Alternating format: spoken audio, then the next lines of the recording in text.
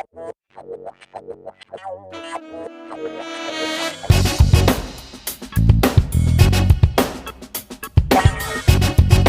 et bienvenue dans la chaîne Mathématiques Sciences. Aujourd'hui je prends et expliquer une nouvelle vidéo, qui est une vidéo donc en mathématiques pour les 6e, et plus précisément une vidéo d'exercice dans laquelle tout simplement ici nous allons nous entraîner à devoir construire un graphique circulaire. Alors donc c'est la dernière vidéo de la série, et c'est pas forcément la plus simple pour, on va dire, conclure entre guillemets l'année pour le thème des nombres et des calculs, mais en tout cas c'est quand même une vidéo qui va être très intéressante et qui va bien vous aider et encore plus vous servir dans les années à venir. Donc ce que je vous conseille, c'est bien retenir tout ce que je vais raconter et bien écouter et surtout savoir refaire les choses, ok, savoir refaire un diagramme circulaire, puisque c'est des choses que l'on revoit en 5e, en 4e et même en 3e, ok. C'est très rare que ça tombe au brevet, mais en revanche ça peut tomber les autres années à venir, ok. Bon, ici on a des données, donc ici ça parle de voiture, on a en fait la couleur de la voiture ici et on a l'effectif à chaque fois. Donc à partir de ces données là, je vous demande de faire un diagramme circulaire ou bien graphique circulaire. Donc je vous laisse mettre la vidéo en pause pour réaliser ce petit diagramme circulaire et puis ensuite nous allons tout simplement corriger. Sur ce, donc c'est parti mon kiki. Alors un graphique circulaire, pour vous la faire courte, c'est un diagramme qui a cette forme là, donc la forme d'un cercle, et en fait sur ce cercle là on va le découper en différents secteurs, et justement ces secteurs là, donc ils auront un angle, et cet angle là sera proportionnel à l'effectif en question, ok. Par exemple, si l'effectif total, donc là on va dire la somme donc de tous tes effectifs, ça fait 18, et que justement tu as un premier effectif qui fait 6 et un deuxième qui fait 12, logiquement l'effectif qui fait 12 aura un angle 2 fois plus élevé que l'effectif qui fait tout simplement 6. En l'occurrence, pour vous donner une idée, puisqu'un cercle c'est 360 degrés, dans ce cas là l'effectif 12 fera 240 degrés et l'effectif donc tout simplement qui représente 6 aura un angle de 120 degrés, ok. Voilà. Donc bien évidemment, effectivement, comme je vous l'ai dit, il y a proportionnalité entre l'angle, donc l'angle du secteur en question, et tout simplement l'effectif en question. Donc ce que je vous propose avant de faire votre petit diagramme circulaire, c'est tout simplement de rajouter déjà la ligne angle, ok, et la ligne totale également, puisqu'elle va bien nous servir ici. Donc alors bien évidemment ici je l'ai rajouté comme ça directement sur mon tableau, mais vous pouvez faire autrement. Vous pouvez reproduire à nouveau un autre tableau sur brouillon et vous rajoutez total, ou soit pareil vous rajoutez directement ici, ok. Vous faites à peu près comme vous voulez, vous faites ça au propre, un tableau bien propre sur votre copie, voilà, comme ceci, et puis ça passe crème. Alors ici dans un premier temps on va faire le total de tous les effectifs, donc en gros le total du nombre de toutes les voitures, ok. Donc 6 plus 4 on a dit ça fait 10, 10 et 10 ça fait donc tout simplement 20, et 28, 28, ok. Donc au total nous avons 28 voitures. 28 voitures, donc le total représente un angle de 360 degrés, donc l'intégralité du cercle. Oui, parce qu'un cercle, mine de rien, c'est deux angles plats, si vous voyez ça comme ça, ok. Donc deux angles plats, c'est-à-dire donc deux angles de 180 degrés, autrement dit 360 degrés. D'où pourquoi aussi en art du cirque, par exemple, quand vous faites ceci, ce genre de figure là avec, je sais plus comment ça s'appelle, la barre là, bizarre là, bref, en tout cas quand vous faites votre figure comme ça avec la barre bizarre, je sais plus comment ça s'appelle, le nom va peut-être me revenir plus tard, mais donc vous faites ce qu'on appelle un 360 degrés. Pourquoi? Parce qu'en fait, votre barre là, elle va tourner d'un angle de 360 degrés, ok. Donc oui, ça y est, le nom m'est revenu, ça s'appelle le bâton du diable. Donc quand vous prenez votre bâton du diable et en fait vous le faites tourner d'un angle de 360 degrés, et en fait vous le faites faire un tour complet, ok. Voilà. Donc là, par proportionnalité, nous allons tout simplement en déduire la mesure des autres angles. Bon, c'est parti mon kiki. Donc plusieurs manières de se débrouiller. Vous en 6e, il y a quelques techniques que vous connaissez: passage à l'unité, détermination du coefficient de proportionnalité, addition d'une colonne à une autre. Bref, vous connaissez pas mal de techniques, notion de double, notion de triple. Bon là, on va pas trop se casser la tête. On va déjà nous calculer le coefficient de proportionnalité. Pour ceux qui ne se rappelleraient pas comment on le fait, je vous invite à aller revoir la vidéo de cours que j'ai faite éventuellement à ce sujet là, et les vidéos d'exercice pour vous entraîner, ok. Donc je mettrai quelque part soit en haut, soit en bas, ou soit vous pourrez également retrouver directement sur ma chaîne, ok, les vidéos. Donc ce sera dans la playlist proportionnalité pour les 6e. Donc Pour déterminer le coefficient de proportionnalité, on va déterminer le nombre qui divise 360 de sorte à obtenir 28. Donc, on va tout simplement faire, comme je vous l'ai dit, 360 divisé par 28 et on va voir combien ça nous donne. Ok, alors ça peut nous donner une valeur exacte comme ça peut nous donner une valeur approchée. Donc, ça nous donne environ. Donc, si on donnait ça en valeur approchée, ça nous donnerait 12,86. Bon, nous, on va rester en fraction. Ça nous donne tout simplement exactement 97e. Ok. Donc, ça, c'est dans ce sens-là. Ok. 97e que ça vous donne. Donc, on va garder la valeur exacte. Pourquoi? Parce que sinon, on risque de se faire des décalages. Ok. Et d'ailleurs, j'insiste beaucoup plus. Bon, alors, 6e, j'insiste pas trop sur la valeur exacte. Mais dans les classes à venir, vous allez voir que garder la valeur exacte vous sauve la vie parfois. Ok. Parce que, bah voilà, il y a certains trucs où on garde la valeur approchée une fois, deux fois, trois fois, sauf que après, et ben vous allez voir plus tard, notamment en classe de 4e, 5e, 4e, quand vous allez commencer à faire des gros chapitres comme les aires, le théorème de Pythagore, etc., etc., vous allez voir que garder des valeurs approchées, c'est pas tellement bien. Ok. Donc, on a dit que pour passer de cette ligne-là à cette ligne-là, on va tout simplement multiplier par 97e. Ok. Voilà, ok.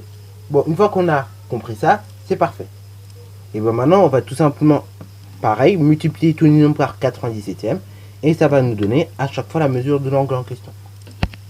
Donc, d'abord, je vais faire 6 fois 97e, ok. Et donc, on va voir la première mesure d'angle que ça nous donne. Alors forcément, ça va vous donner une valeur approchée, mais ce sera moins approché que si vous avez utilisé la valeur approchée que je vous avais donnée au départ, c'est-à-dire 12,86. Donc ici, ça nous donne environ 77,14, etc., etc. Donc, moi, j'arrondis ceci à l'unité. Ça fait donc 77 degrés. Alors, pourquoi j'arrondis à l'unité? Parce que là, ici, on parle d'angle, ok? Et donc, des angles sur votre rapporteur, vous allez voir, et bah, c'est en degrés, ok? C'est de 1 degré en 1 degré. Vous avez certains rapporteurs assez rares. Je crois que je vous avais fait passer un de mes rapporteurs comme ça, qui, eux, graduent de 0,5 en 0,5. Je vais vous montrer ça si je le trouve. Donc voilà, le rapporteur, j'ai trouvé un petit peu après quelques minutes de recherche entière. Mais donc j'ai trouvé, voilà. Vous avez des rapporteurs qui, comme ceci, peuvent graduer de 0,5 en 0,5. Alors vous ne voyez pas les petites graduations. Enfin, si là maintenant vous les voyez un petit peu mieux. Donc vous voyez, vous avez des graduations de 1 en 1. Et entre deux graduations de 1 en 1, et ben vous avez des graduations de 0,5 en 0,5. Ok. Donc je sais pas si vous les voyez super bien, mais en tout cas, donc je sais que vous les voyez un petit peu. Ok. Voilà, je vais essayer de vous les faire voir un petit peu mieux. Voilà, en zoomant, pas trop. Voilà, donc vous avez des petites graduations de 0,5 en 0,5. Donc très pratique par moment quand on veut faire certaines constructions très pointues. Ok. Donc je vous montre quelques constructions pointueuses qu'on peut faire avec ça. Voilà. Bon, ça prend des heures à faire ça, bien évidemment. Je vous mens pas, ça prend au moins 1 heure. Voilà, mais on peut faire quelques constructions pointueuses. Bon, vos collèges, avec ce que vous allez avoir faire, c'est pas très compliqué. Enfin, avec un rapporteur de base, en tout cas, vous pouvez largement vous en sortir. Mais si vous voulez faire des trucs très pointilleux, un conseil, investissez là-dedans. Non, mais bon, ça peut être utile, quoi. Il y a 2 investissements pratiques au collège. Si vous voulez faire des trucs pointilleux, il y a ça, et le rapporteur aussi de disque, que je vais vous montrer tout à l'heure, puisque oui, j'en ai acheté un. Je sais, je passe au lycée, certains vont me dire, je ne vois pas l'utilité, mais bon, voilà, j'ai acheté un rapporteur disque. Moi, comme ça, j'en ai un, et c'est plus pratique. Bon, ensuite, trêve de blabla, et donc passons à l'exercice. Donc ici on va faire de même avec pour déterminer l'angle qui va représenter l'orange. Donc on va faire 4 multiplié par 97e, et donc on trouve environ, donc là j'arrondis toujours à l'unité, 51. Ok. Alors après on a un 4, on a un 2, etc., etc. Donc moi j'arrondirai tout simplement à 51. Ok. Alors après, on va faire la même chose pour le vert. Donc on fait 10 multiplié par 97e. Donc quand on effectue l'opération, on trouve environ 129 degrés. Pourquoi? Parce qu'après on a un 5. Et en général, quand on a un 5, et bah, on arrondit donc à l'unité supérieure. Okay. Lorsque le chiffre de dixième commence par 5, par 5, par 6, par 7, par 8 ou par 9, et bien dans ce cas-là, on arrondit le chiffre des unités au supérieur. Ok, à l'unité supérieure. Donc là, c'est 129 degrés. Et après, on va faire de même avec l'angle qui va représenter le jaune. Donc on va faire tout simplement 8 multiplié par 97e. Donc là on trouve que ça fait environ 103 degrés. Alors pourquoi je le fais quand même à la calculatrice alors que vous allez me dire je peux très bien le faire à la main? Parce que oui, l'orange était environ 51,4. Ok. avec tout plein d'autres décimales derrière. Mais si je regarde donc le jaune, et bah si je multiplie par 2, je vais obtenir 102, quelque chose, ok, 102,8 et 102,8 environ, en plus il y a un 5 et un 7, etc.